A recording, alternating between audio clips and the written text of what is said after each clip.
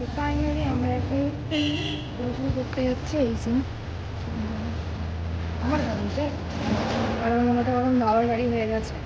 আমরা এখন এটা দিয়ে করতে যাচ্ছি সবাই ওইটা আমার গাড়ি আছে ওখানে প্রচন্ডের গাড়ি ওটা দেখিয়ে দিই।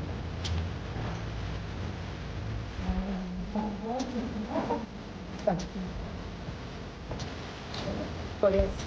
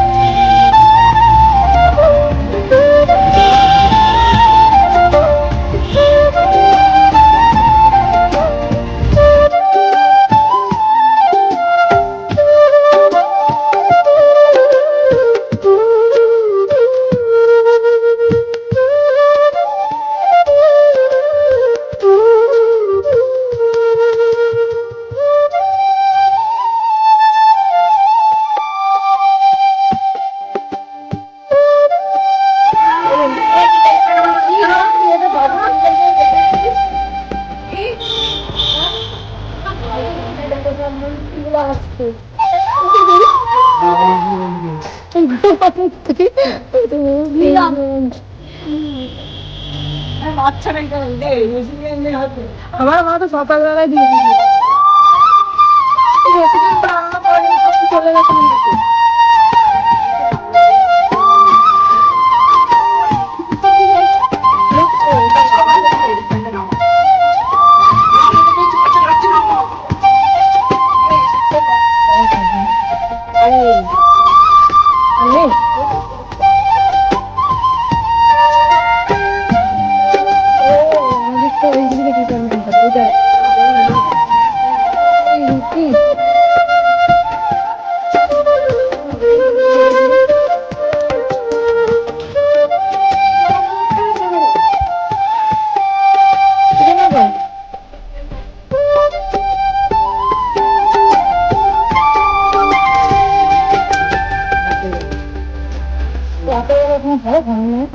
বাড়িতে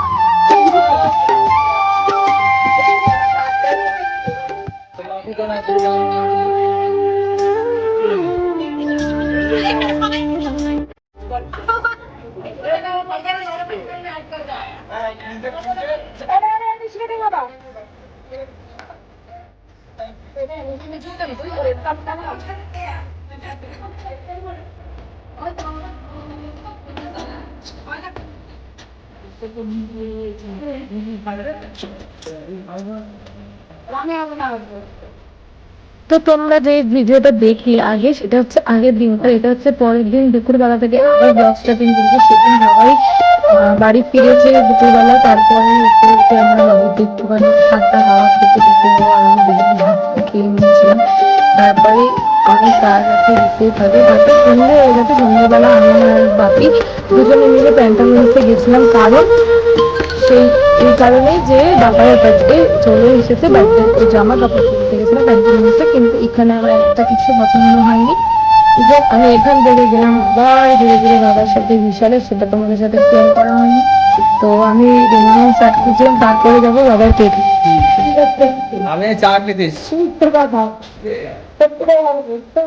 এখানে বাবার কেক বানাচ্ছে আর এখানে বাবার কেক করছে।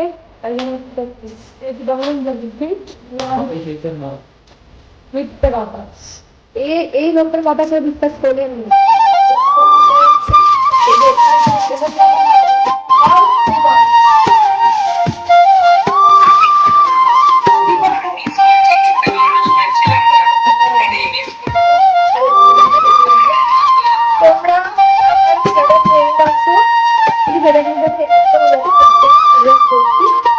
যারা যারা সবাই নাম্বারে বুকিং করবে, যে কোনো ফ্লেভারের কেক পেয়ে যাবে। কেক বানাবেন বাড়িতে। যে কোনো অকেশনে কেক বানাচ্ছি, সত্যি কথা বলতে দেখতে পাচ্ছি কেক বানাচ্ছি। তুমি যারা যারা কেক নিতে চাও যার যারা কেকটা পছন্দ, এই যে ভালো লাগার মানুষ আসবে, মানে সব থেকে প্রিয় মানুষ, বোন দাদা সবার But there is not a pain. বুঝলে?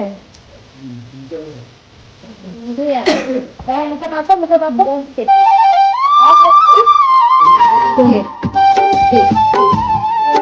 নষ্ট করি না মুখ, সারাদিন মুখে।